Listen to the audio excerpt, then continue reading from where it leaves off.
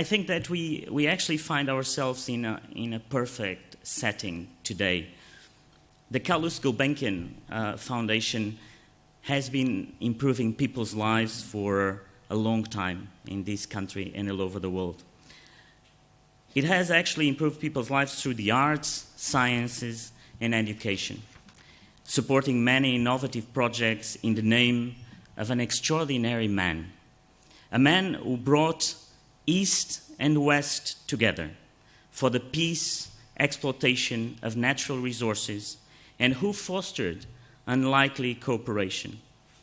Carlos Gulbenkian built bridges connecting two sides of the world.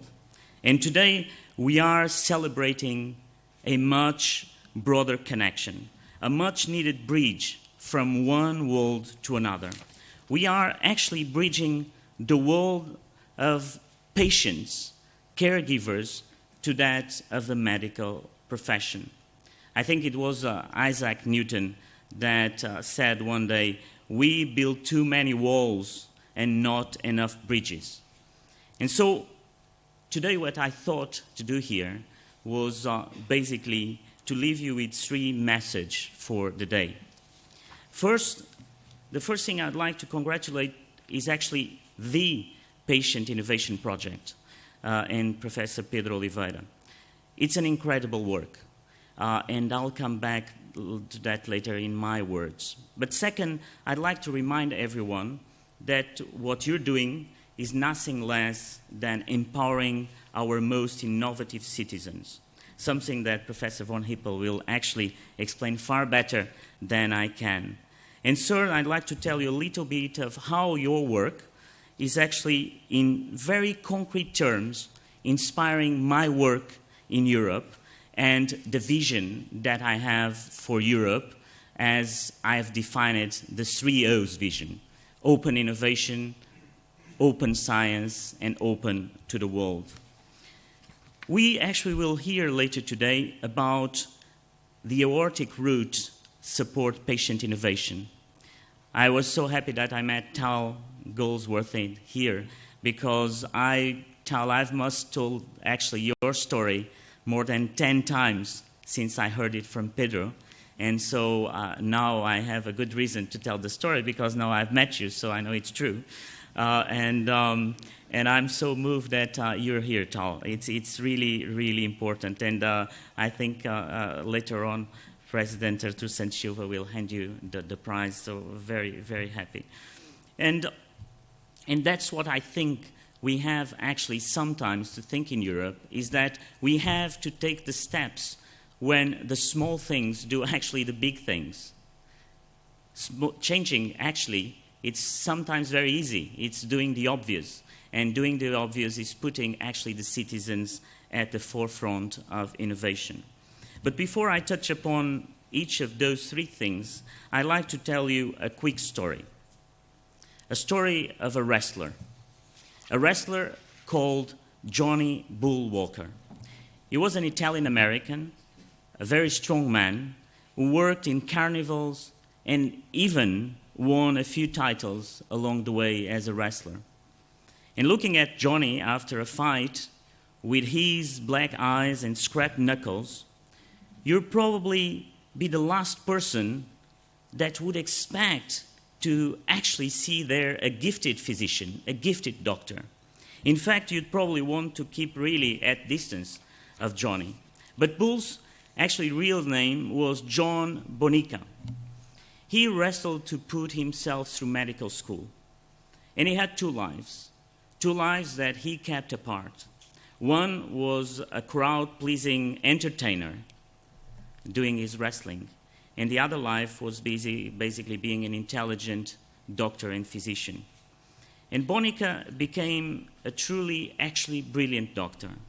And he took punches and punishment from his opponents to fund his medical studies. He was a professional wrestler that took actually a huge toll on his body and pain as a way of life. It was this real-life experience of Bonica, this experience of pain as a wrestler, that actually which meant that pain really occupied his mind as a doctor. And what occupied him most was actually how little pain was understood or treated in the 1940s and the 1950s. He even saved his wife's life actually during childbirth. You know, at the time people used to get these dosages of ether, and at some point, basically, something that was meant to ease pain actually stopped her from breathing, and Bonica was there to save her. But it was actually while he attended wounded soldiers in a hospital in the United States for World War II veterans that Bonica became the founding father of modern pain relief. And he asked himself questions like, why do amputees still feel pain in their missing limbs? Or how can pain be felt if there is no injury? So he did what all great innovators actually do. He brought knowledge, colleagues from all over the hospital together.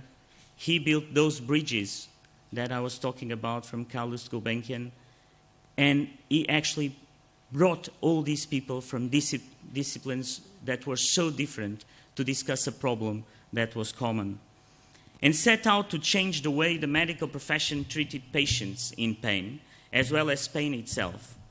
Bonica's innovation led to the first ever pain clinics in the world, to new fields of medical study, and resulted in actually more than 200 articles and 40 books, where there had been actually nothing before Bonica.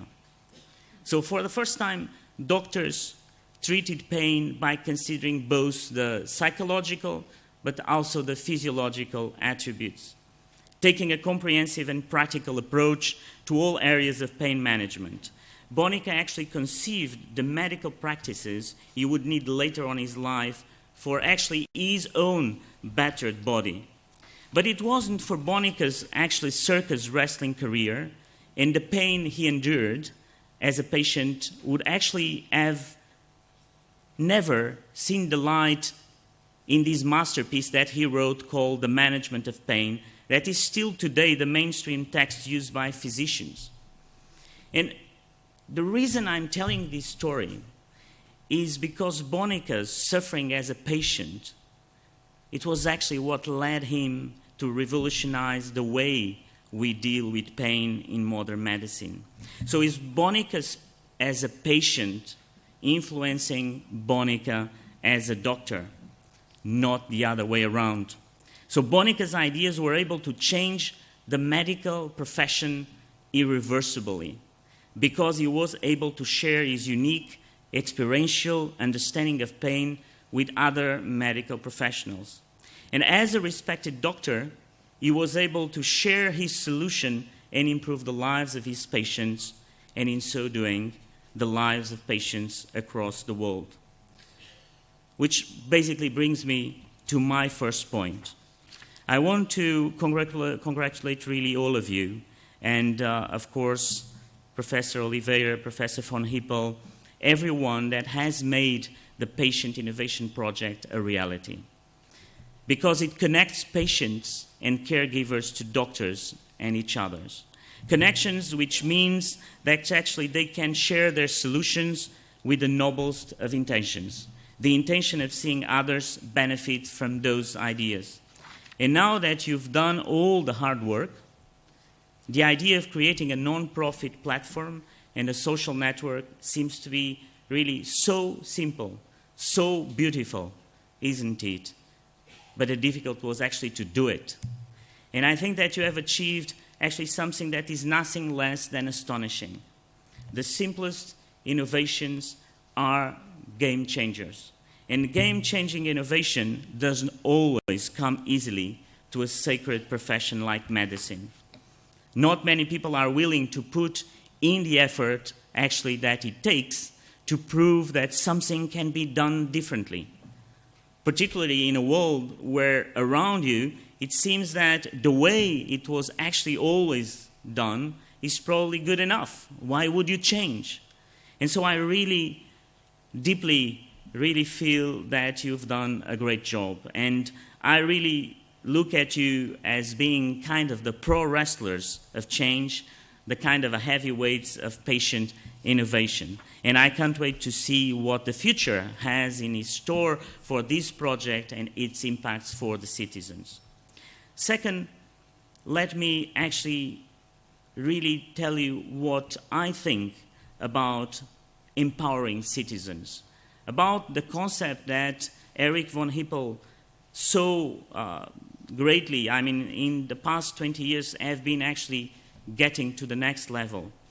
And you are empowering citizens and caregivers, and these will change the medical profession really forever. Just like Bonica's work did, you are kind of democratizing healing. You are empowering the patient and the caregivers to heal others.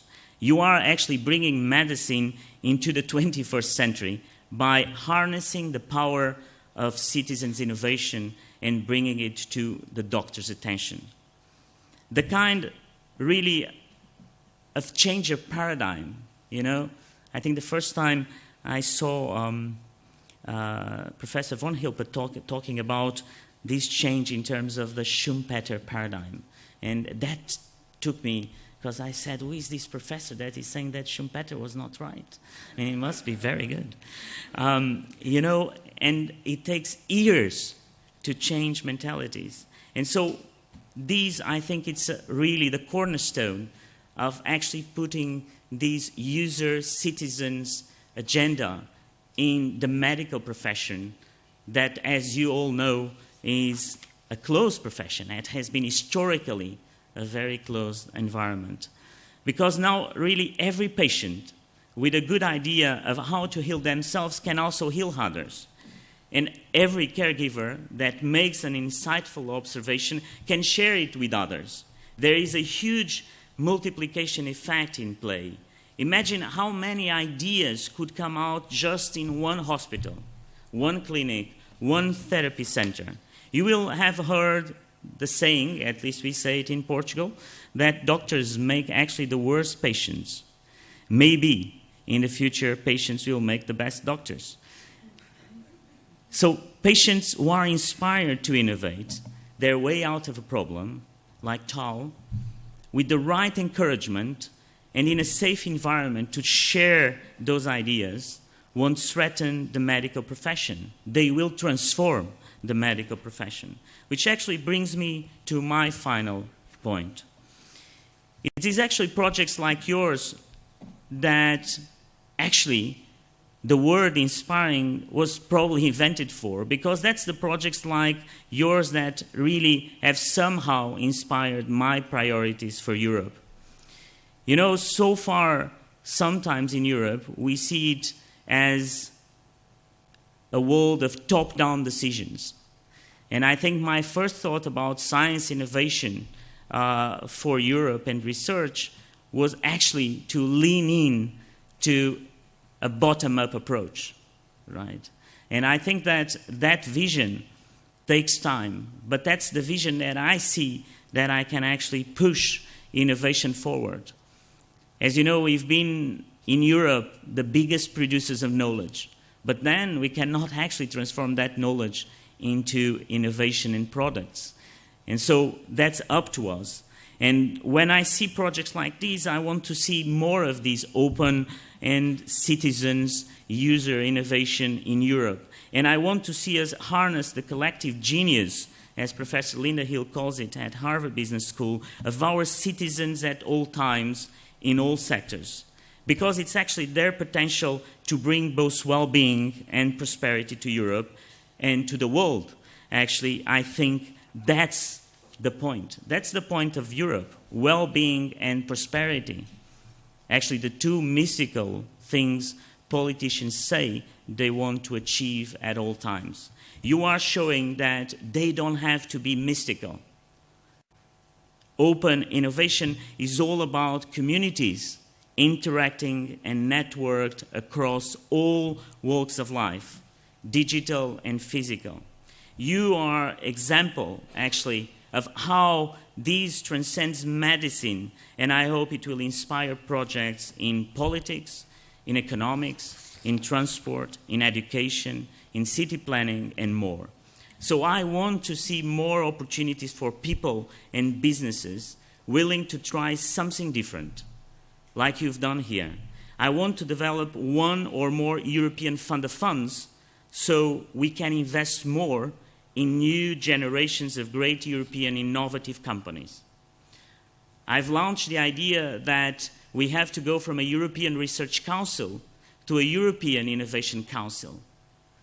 Because I went around Europe, and most of the scientists will tell me, do more of what we have in terms of the European Research Council. And 8 months ago, I asked myself, why is it so important for scientists, the European Research Council? And they said to me, because we are free to do what we want. And innovation actually needs that too. So we have to go from approaches that have been very vertical, in silos, trying to actually create environments where you tell people what to do, into environments where you actually let people do what they are meant to do. So that's really what I want for Europe. So I really need actually you to tell me how I can get actually better support and how can I actually better support you. And I promise you that I always be listening. So in conclusion, ladies and gentlemen, never underestimate the power of how you are, and we will transform people's lives. It's no small thing to show the world that what's always been done can be done actually much better. So spread your story far, wide, and faster. Even the smallest of patient innovations can bring hope and happiness. Last week, I was reading this small article about Sarah Ivermeer. She has a beautiful 3-year-old son who is profoundly deaf in his right ear and wears a hearing aid. And Sarah noticed that not every child was actually as good at wearing their hearing aid as her son. Some children were embarrassed. They were put off by how they looked. And Sarah designed actually them to look like racing cars or flowers or movie characters for children to love them. And now she has her own business with orders that come in from as far as Australia. Sarah has brought well-being and prosperity to the world through patient innovation. She is a pro wrestler. She is a champion. And your work is helping more people like her to share their ideas with others. So thank you so much.